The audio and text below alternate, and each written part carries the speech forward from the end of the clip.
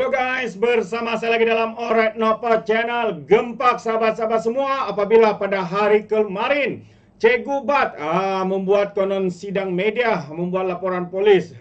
Kononnya adanya unsur rasuah dalam projek Tabatan Banjir. Benarkah sahabat-sahabat semua atau itu menunjukkan kebobrokan, kedangkalan, ketidakfahamannya mereka berkaitan dengan projek ini? Dengan secara membuta tulis, sembrono membuat tuduhan. Akhirnya hari ini sahabat-sahabat semua, YB Fahmi, bukan YB Fahmi, YB Nik Nazmi membuat kenyataan balas dan menafikan tuduhan fitnah yang dibuat oleh Cikgu Bat kaki fitnah ini, sahabat-sahabat semua. Jadi menarik untuk kita ikuti kenyataan balas daripada YB Nik Nazmi yang menjadi mangsa kepada fitnah individu yang dikenali sebagai Cikgu Bat, pentaksub, penyokong kepada pengkhianat, penfitnah nasional ini. Jadi tanpa buang masa, mari kita ikuti berita ini. Projek Tabatan Banjir tiada rasuah, kos susut kepada RM 11.8 bilion. Itu antara kenyataan yang diberikan oleh YB Nik Nazmi hari ini sebentar tadi, sahabat-sahabat semua. Jadi kalau kita ikuti kenyataan media yang saya petik daripada Malaysia Kini ini, Menteri Sumber Asli dan Kelestarian Alam Nik, YB Nik Nazmi, Nik Ahmad menafikan dakwaan rasuah dalam pemberian projek Tabatan Banjir. Dia berkata, kos projek itu telah menyusut bertentangan dengan dakwaan seorang pemimpin Bersatu bahawa kos projek telah meningkat kepada RM 16,000 bilion. Jadi katanya, kerajaan ini telah menilai semula cadangan-cadangan projek Tabatan Banjir berkeutamaan tinggi untuk memberikan keutamaan kepada kawasan-kawasan kritikal dengan siling peruntukan pembangunan keseluruhan 33 projek RTB yang telah ditetapkan oleh Kementerian Kewangan berjumlah RM 11.8 bilion dan bukannya RM 16.6 bilion ringgit. Seperti yang dinyatakan oleh kaki penfitnah ini yang dikenali sebagai Cikgu Bat. Jadi soalnya di mana beliau dapat jumlah 16 bilion itu? Adakah itu satu rekaan? Adakah itu satu penyebaran berita palsu yang boleh boleh diambil tindakan? Jadi sebelum ini kerajaan terdahulu memperuntukkan RM 15 bilion untuk kerja-kerja Tabatan Banjir. Bagaimanapun pada November tahun lalu pentadbiran semasa menghentikan kontrak bernilai RM 7 itu untuk projek Tabatan Banjir yang didakwa diberikan melalui rundingan terus oleh kerajaan terdahulu. Siapa kerajaannya? Perikatan Nasional di bawah pentadbiran Muhyiddin Yassin dan juga menterinya ketika itu daripada Parti PAS, sahabat-sahabat semua.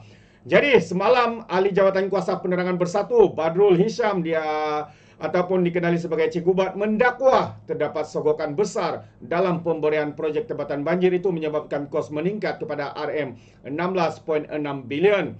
Nik Nazmi berkata bahawa dakwaan Cikgu Bat itu lebih dikenali sebagai Cikgu Bat itu adalah satu fitnah yang berniat jahat. Jadi tuduhan itu katanya tidak berasas dan menunjukkan beliau tidak memahami proses perolehan dan juga peruntukan belanjawan kerajaan, kata YB Nik Nazmi lagi.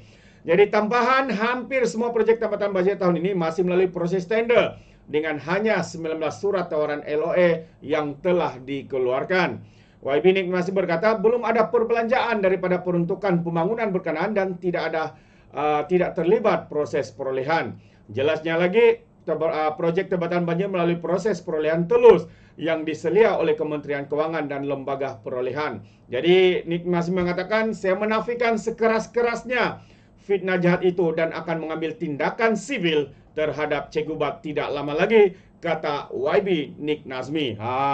Macam mana berlakunya rasuah kalau perkara itu ada sebagian yang belum diluluskan, belum pun dilaksanakan, pembayaran pun belum dilakukan, sahabat-sahabat semua. Dan jumlah yang dikatakan itu 16.6 bilion ringgit itu sebenarnya satulah jumlah yang salah seperti yang dikatakan oleh Cikgu Bat ini, dan ianya hanya 11.000 bukan 11.000. Ia hanyalah sebanyak 11.8 bilion ringgit. Jadi di mana tambahan yang dikatakan 16 bilion itu?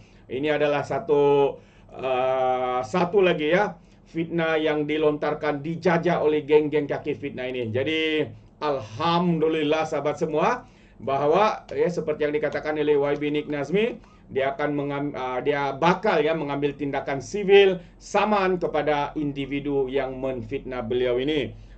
Jadi saya percaya ramai rakyat di luar sana bersetuju dengan tindakan ini, sahabat-sahabat semua. Dan satu lagi kenyataan yang menarik juga ya untuk saya kongsikan bersama dengan Anda, sahabat-sahabat semua, adalah kenyataan terkini ya daripada pemimpin veteran UMNO. Katanya PAS jadikan Islam alas kaki, kata pemimpin UMNO.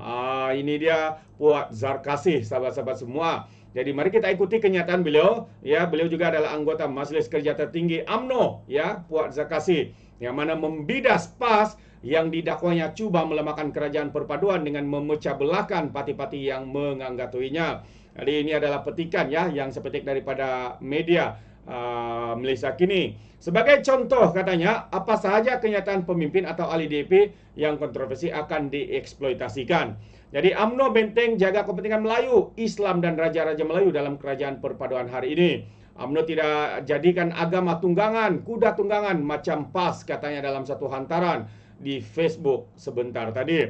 Walaupun tidak menyebut secara langsung, Puat dipercaya merujuk kepada cadangan pengurusi DAP wilayah persekutuan Tan Kok Wai lalu supaya pilihan raya Majlis Tempatan diperkenalkan semula dengan Kuala Lumpur sebagai medan ujian pertama.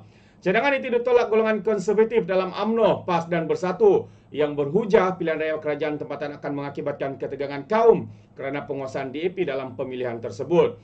Kebimbangan seperti itu turut dimainkan oleh timbalan Presiden PAS, Tuan Ibrahim Tuan Man, katanya yang mengulangi dakwaan bahawa pilihan raya Majlis Tempatan akan menghakis kuasa politik Melayu.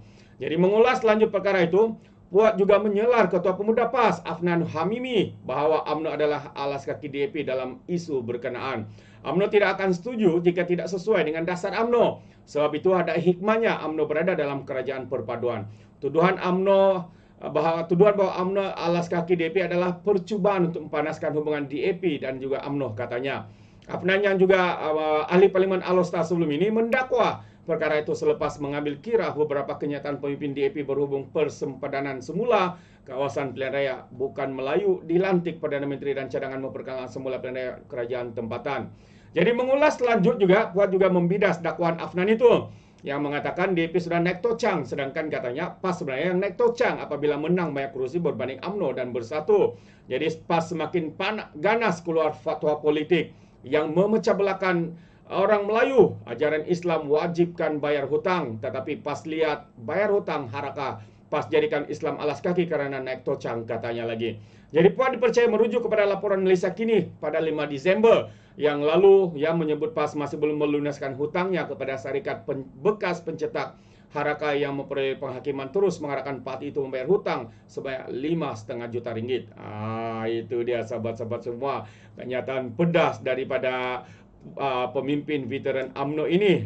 Dan sekali lagi sebentar tadi kita mendengar jawapan balas daripada YB Nick Nazmi apabila hari kemarin ya panas seluruh Malaysia, fitnah dilontarkan, dijajah oleh individu yang dikenali sebagai Cikgu Bat. Apa tujuan mereka sebenarnya, sahabat semua? Walaupun mungkin mereka tahu perkara itu salah, tapi hakikatnya pada pandangan saya apa yang mereka cuba lakukan adalah untuk membina persepsi buruk, mau menjatuhkan imej kerajaan hari ini. Kononnya ya ada unsur rasuah, sedangkan hakikatnya sahabat semua jelas seperti yang dinyatakan oleh YB Nick Nazmi bahawa ya perkara itu tidak berlaku dan semua itu hanyalah satu fitnah, hanyalah satu permainan politik murahan, politik fitnah daripada kaki-kaki penfitnah dari pengkhianat nasional, daripada parti penfitnah nasional ini. Itu pandangan saya. Bagaimana pula dengan Anda, sahabat semua? Adakah Anda setuju atau tidak? Anda boleh berikan komen di dalam ruangan komen. Jadi terima kasih. Izinkan saya untuk mengundurkan diri dan seperti biasa peribahasa mengatakan tak apapun kangkap 2 ton keyakinan. Dalam bahasa Melayunya, tepuk dada, tanya selera. Sekian saja daripada Alright Dapat Channel. Kita berjumpa lagi. Bye-bye.